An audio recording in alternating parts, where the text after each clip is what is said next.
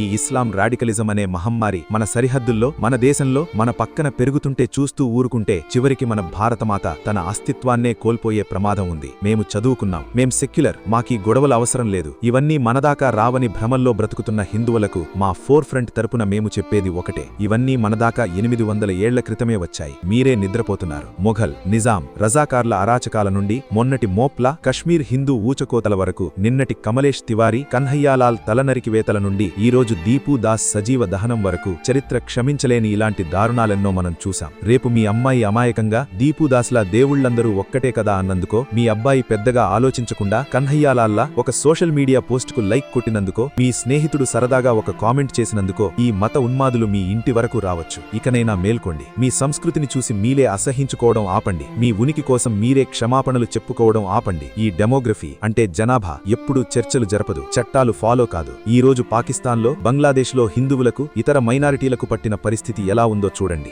ఎన్ని దేశాలకు పారిపోతారు? ఈ సమస్య ఇప్పుడు ఒక ప్రాంతానిది కాదు, ఇది ప్రపంచ వ్యాప్తంగా ఉంది. ఈ యుద్ధం ఇప్పటికే మన ఇంటిలోకి వచ్చేసింది. ఈ పోరాటం రాజకీయాల గురించి కాదు, ఇది మన మనుగడకు సంబంధించిన పోరాటం. ఇది అంతం వరకు జరిగే పోరాటం. కాబట్టి సిద్ధంగా ఉండండి. జై హింద్. ఈ విషయం గురించి ఇంకా క్లియర్గా తెలుసుకోవాలంటే ఫుల్ వీడియో చూడండి.